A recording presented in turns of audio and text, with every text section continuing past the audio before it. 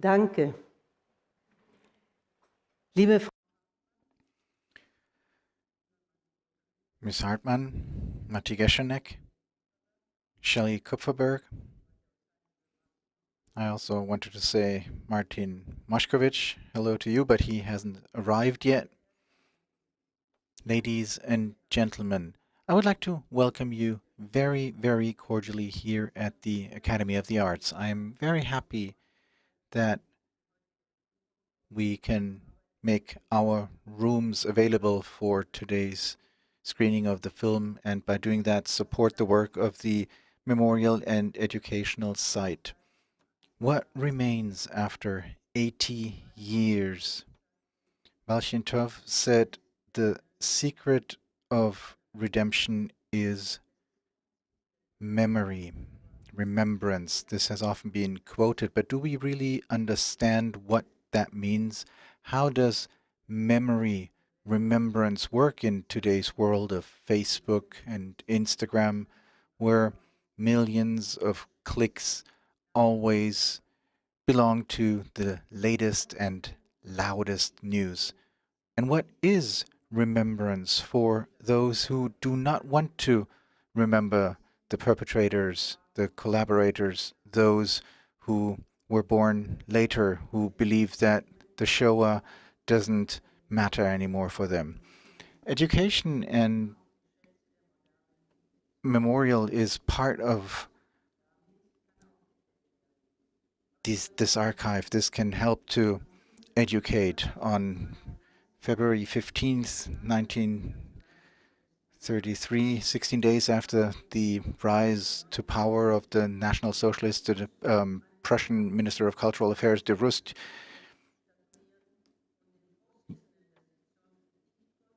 tried to blame Heinrich Mann and Käthe Kollwitz and pushed them out of the Academy of the Arts, together with other intellectuals.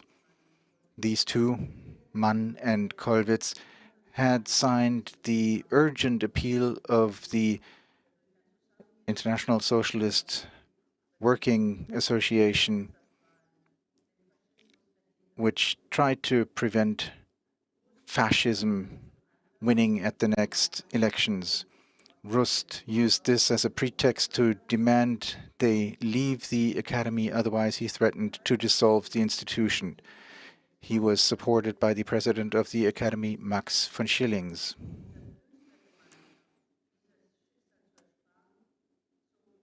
Käthe Kollwitz and Heinrich Mann drew the consequences and left to avoid consequences for the community of artists.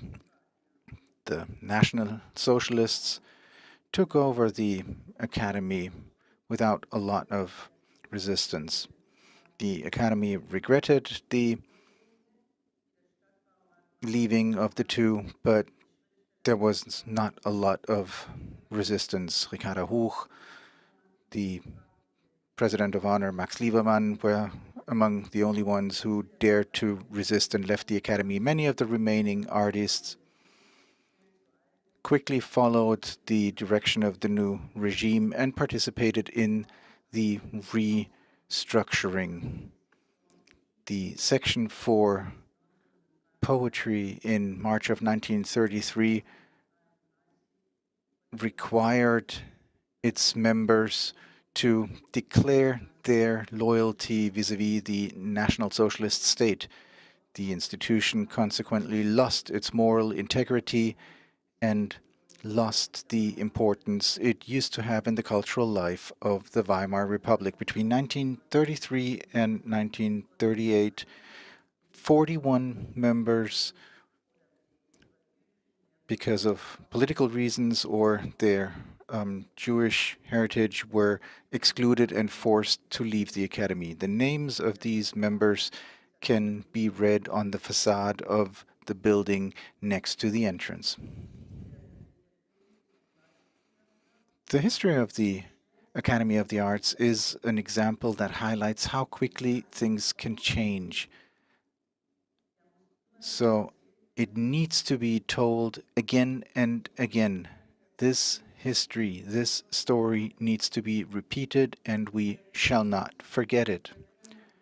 We remember the Shoah, the millions of people who were killed. We remember what happened. To not make the mistake of feeling safe without really being safe. Freedom and democratic structures aren't self-evident. In his book, February 1933, Uwe Wittstock writes about the danger, how big it was and how underestimated it was, how very quickly after Hitler came into power, it just took 4 weeks, he passed the emergency legislation to protect the people and the state, and basically all democratic citizens' rights were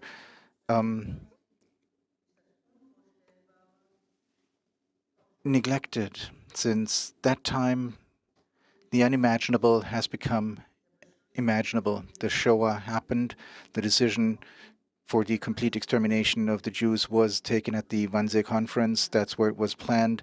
And as far as possible, it was implemented. But what images, shapes, what forms and language can we find to appropriately describe the unimaginable and really embed it in the consciousness of people? Can this be achieved at all? There are at least 2 films about the Wannsee Conference, 84, directed by Heinz Schirk and Paul Momitz, and Conspiracy from 2001 with Frank Pearson, with Kenneth Branagh and Stanley Tucci. Very realistic feature films. There are numerous documentaries focusing on the Shoah, beginning with Nuit Bouillard, Nacht im Nebel by Alain René, Claude Lassmann, Shoah, The Trial, a presentation of the Majdanek proceedings in Düsseldorf, the movies by Marcel Ophüls, Wolfgang Staudtes, Die Mörder sind unter uns, from 1946, and others, to just name a few, to keep the memory alive. Hours of material from the interview of Eichmann in Jerusalem. We can use this to keep asking questions, keep communicating with the younger generation. But it's not enough. It will never be enough. We have to keep talking about it. We have to keep the memory alive. This is the only hope for education to prevail. Now, the great director Matti Geschonek, who has already shot a lot of feature films and documentaries, taken over the chair of the director. This attempt to take this unbelievable, unimaginable event and present it, his decision to have the actors act in a very cold way, epically, along the teachings of Brecht, is one of the strengths of this film. You will be able to see the rest yourselves. Thank you very much.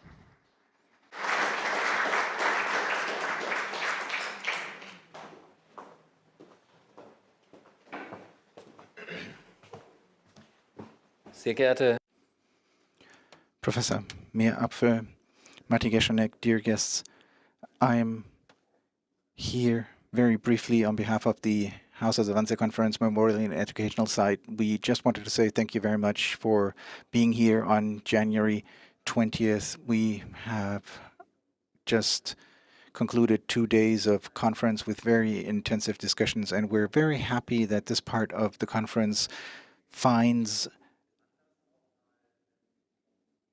another way of closing the conference, looking at this situation in a different way, not from a pedagogical, educational point of view, but looking at this, watching this film. Some of you, some of us have already seen it, and it is really great. Let me just ask a technical question. We seem to have had some technical problems. That seems to have been solved. And after the film, after the showing, we will also have a discussion that will be streamed again. So thank you very much.